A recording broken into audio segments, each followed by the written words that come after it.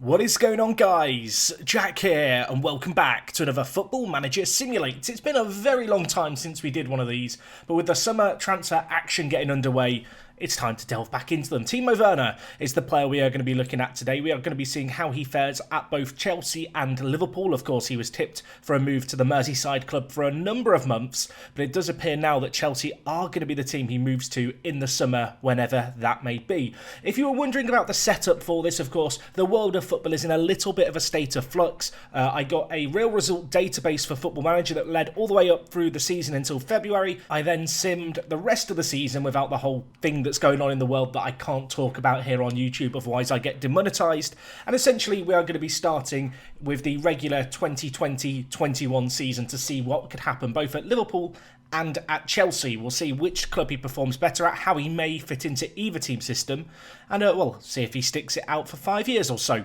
So anyway, without further ado, let's get into it. We'll have a look at the Chelsea universe first, I think, and well, let's see how he gets on with his first season at the London club. So here we are, everyone. It is June 1st. Timo Werner here has just completed his first season at Chelsea. If you didn't catch it when we simulated the season that is currently going on in real life, Liverpool won the league. Chelsea did, however, get a Champions League spot. And while looking at things here, he's not played as much as you might expect for a £54 million signing. It is worth noting that, in my opinion, Werner is a little underrated in Football Manager. I do feel like he will get a significant upgrade to his attributes come FM21, but you can see he's got this crazy pace, and well, that seems to have served him reasonably well transitioning into the Premier League. He got double figures for goals, 11 in 28 games, although only 20 starts in the Premier League might come as a little bit of a surprise, and in the Champions League, only 2 goals, so I'm going to assume at this point Chelsea didn't make it very far in that competition. You can see here they finished 4th in the league. Arsenal winning the league is puzzling, I suppose. Lacazette apparently with 18 goals, Bruno Fernandes and Aguero right up there leading the goal scoring charts. But yeah, 4th place finish for Chelsea is probably disappointing, really. Their media prediction was 3rd. Frank Lampard is still their manager, so they're showing some patience with him. If we just look here, you can see goal-scoring-wise, they signed Federico Chiesa from Fiorentina for £46 million. He's got 18 goals for them. Just wondering, has he been playing as a striker? No. Who has been playing as a striker? I guess it'll be Tammy Abraham, actually. You can see here, he's got 11 goals, so he's been playing a decent amount of first-team football. I actually think if we just compare him and Werner, they're not going to be dissimilar players. You can see here, Werner, a little bit more pace, but on the whole, not a great deal to separate them. I mean, this, I feel like, feeds into the idea that Werner is underrated. I don't feel like Tammy Abraham is overrated by any means here. I think this is purely on Werner, which is a bit unfortunate. If we just look at the German, did he have any injuries this year? No, a few little minor couple of day injuries, but nothing that was going to keep him out the first team. So it seems like entirely on merit, he missed out on any real chance of regular first team football as that star striker. If we just look at the schedule here quickly, they lost in the FA Cup. They lost in the Champions League, did they? Yes, they lost after away goals 2-2 against PSG across 2 legs, but they didn't score away from home. And elsewhere in the EFL Cup, they got knocked out by Birmingham City. So not a season to remember for Chelsea. You can see here, Kai Havertz also signed for them. My word, that is a big signing and a half. £87 million spent. He was signed in January as well. Kind of surprised that Leverkusen would let him go midway through a season, but it'll be interesting to see how perhaps him and Werner link up with one another, of course, play alongside each other in the German national team. But anyway, not the best of first seasons for Chelsea. I feel like for a £54 million signing, you expect more than 11 goals. We have given him a 5-year contract, which is what we're going to simulate forward with both teams. With that in mind, we're going to go forward 2 years here, see how he's bedding into the team. I mean, if he's not playing regular first-team football, it might be interesting to see if Chelsea ultimately cash in on him.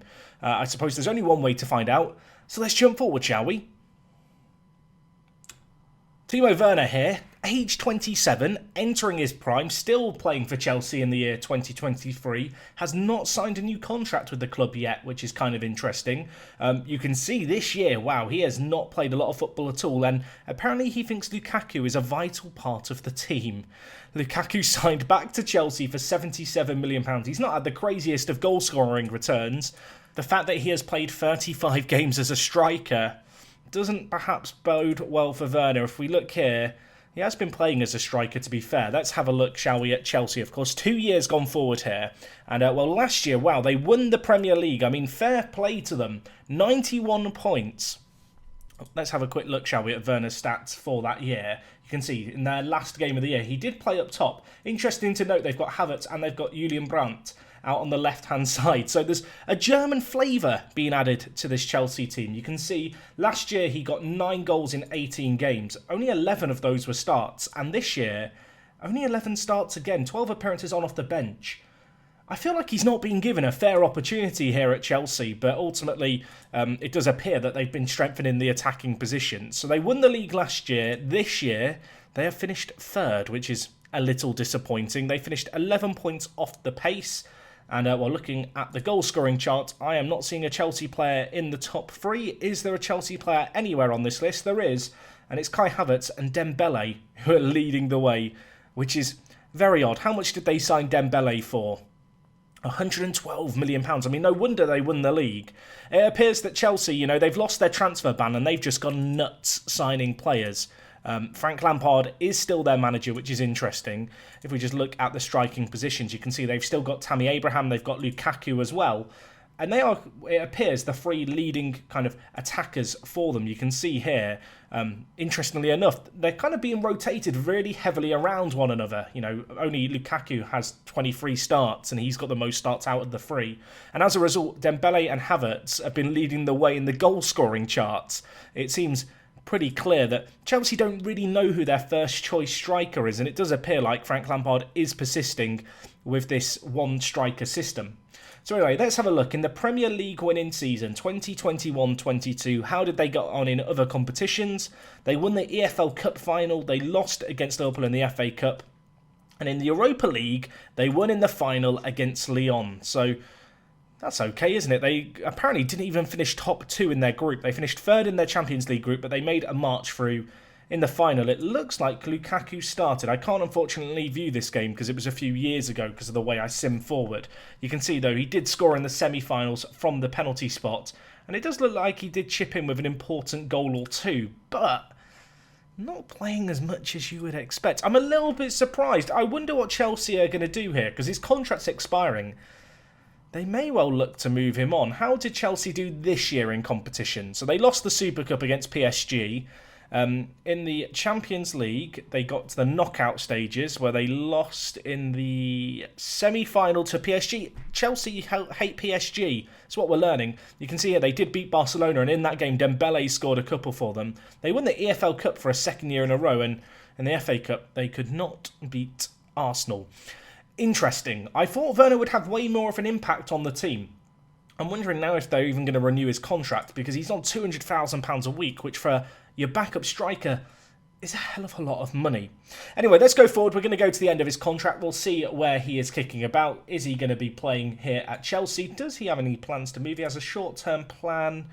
He's on holiday. I mean, that's a good short-term plan. Longer-term plans. He wants to play for Bayern Munich. Is he a Bayern Munich fan or something? Interesting that he has that as a long-term desire. And he doesn't want to play in Italy or France. So we'll see if he ends up in Germany, I suppose, because I don't see him going anywhere else. Anyway, 2025, let's go forward. Will he be at Bayern? He wants to go there. Let's find out. I mean, call me Mystic Meg. I can predict the future, although it was kind of obvious by the fact he had a preference and didn't want to go elsewhere. Werner is now a Bayern Munich player. He's only played 4 games in the Bundesliga this year. Again, this feeds into the idea that maybe he's really underrated. He was actually signed in January of, you can see here, 2025, for £45.5 million. So Chelsea making a loss on him. He had actually scored 8 goals in the first 19 to start the year. So he was having one of his best seasons at Chelsea. Let's have a quick look. How did Chelsea get on over the previous 2 years? So they finished 4th the year before last, and they're now top of the league. So he left a Chelsea team that won the league in January, and he's joined Bayern Munich where he's not even playing. I mean, that's a little bit of a heartbreaking moment, isn't it? You can see he did play their most recent game. I mean, who is the competition in the striking department? They've got Werner, and then it appears they've got this guy, Roberto Torres, who is a regen. Oh my word, I can see why Werner ain't playing very much. My word, he is spectacular. But yeah, Werner, unfortunately, he's moved to Bayern Munich, and it turns out the grass, maybe it's not always greener on the other side, although I will say in a handful of appearances he has played quite well. You can see here he's actually won the Champions League as well with Bayern Munich. Let's have a quick peek at this, shall we? They beat PSG in the final, so he got one over on them. I am not seeing a Chelsea in the past winners, which is a little bit of a shame. But yes, he won a Champions League medal with Bayern Munich in his first half a season at the club, which is very interesting. Let's have a quick look here. So Bayern Munich, they won the Champions League, they won the league. Did he score in the final? Of course he didn't, although he did score in the semi-final against Barcelona. He loves scoring in the semi-finals of European competitions, it would seem. How else did he get on in European competitions? So he got 3 goals in 6 appearances, but that will include the games for Chelsea. You can see here his overall record for Chelsea, 4 goals in 105 appearances. Who was Chelsea's main goal scorer in his absence? Who did they replace him with? Okay, they got him Moise Kean. Okay, they signed him for 106 million. To be fair, he got more goals than Werner ever got for them, but you can now see how he maybe didn't really feature in the team. They also have João Felix, Camavinga. This Chelsea team is stacked. Is Lampard still their manager? Of course he blooming is. But yeah, that is an insane front three. I can see why Werner, with his perhaps slight misjustice in terms of his low rating in Football Manager, wouldn't really feature in this team.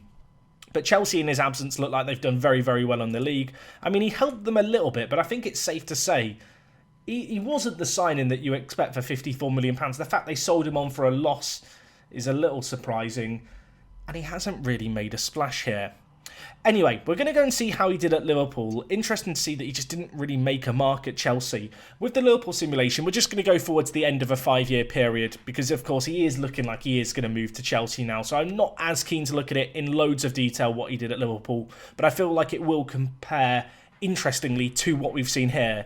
As I mentioned before, given how he did for Chelsea, I don't see how he's going to do anything at Liverpool by comparison. So we'll go forward, we'll have a look, and I'll join you in 2025 in a parallel universe. Please don't scratch your eyes, you're not seeing things. He ended up at Bayern Munich in the Liverpool universe as well. Slightly different route you can see here in 2025. He actually got 9 goals in 14 games for them. If we just look here, during his time, he's actually moved clubs twice. First and foremost, of course, we moved him to Liverpool for the same transfer fee. We moved him to Chelsea. In the first 2 years, he got 9 goals, and then he got 12 goals. In these years, I did have a quick peek. Liverpool actually did very, very well. They finished first and then second. You can see they've won the league again most recently. Mo Salah still kind of leading the way for them. And after 2 successful years where he got silverware with Liverpool, he put in some good ratings. They loaned him to Tottenham for the 2022-23 season. There he got 12 goals in 27 appearances, which I think is the most appearances we've seen him get. You can see over the last few years, Tottenham not a particularly great side, so he's been helping them towards that top 4 ambition. And well, after his 3rd year, he then moved to Real Madrid for £50 million. And at Real Madrid, he didn't really do anything. They signed him for 50 million. He got 10 goals. He got 7 goals. He did okay for them, I suppose. And then in January of 2025, as if it was never going to happen again, deja vu I'm getting here, he moved for £64 million to Bayern Munich, where he's played a decent chunk of football. And this most recent season, if we just take a quick peek at Bayern Munich, they were predicted to finish first. They finished 3rd. They've still got Lewandowski up top, who I suppose has been dislodging him from the first team. But yeah, you can see here, Werner playing for Bayern Munich, finishing behind Leipzig and behind Dortmund. So he's not really done a great deal. You can see at Dortmund become a dominant force. They've actually won the league the last 4 years. Solskjaer as manager. Getting something out of Werner, I suppose. If we just look at his milestones, because of course I have just jumped forward, through the years here, you can see some of the big landmarks. So he won a Champions League with Real Madrid. They won the FIFA World Cup with Liverpool. Of course, got a Premier League winners medal as well, an FA Cup winners medal. It's interesting, right? Because he won a lot with Liverpool, obviously didn't do anything at Tottenham, won a Champions League at Real Madrid, and now he's jogged on his merry way again. If we just have a look here at his other, you can see he was the most expensive sale for Leipzig, as he would be if he moved to any club at £54 million. That is the rumoured fee at the moment that it seems like Chelsea are going to sign him for. I'll open up his bio here. If you want to pause it and take a deep dive, read through, you are more than welcome to. It's always worth noting that with these experiments, there's stuff that shows up on screen that I maybe miss. So if you saw any funny observations, I enjoy reading them in the comments. And yeah, I hope you've enjoyed this video. What we've learned here is that the world is inevitable. Timo Werner will be playing for Bayern Munich in 2025. If you come back and watch this video in 5 years' time, this is all going to be exactly what had happened. Anyway, I would be very interested to know your thoughts on how Werner is going to fare, be it for Chelsea, which seems very, very likely at this point, or perhaps for Liverpool or another club. Do you think he's going to be a splash? How much of an upgrade do you think he will get come FM21? And yeah, just any other thoughts that you have, I guess, on the subject matter and this video. If you've got any other ideas for simulates that you would like to see in the coming weeks, let me know them down in the comments. Thank you for your support, as always. If you want to see more content like this, subscribe to the channel. I'll see you guys soon. It is me, Jack, and I will talk to you guys in a bit. I'm out.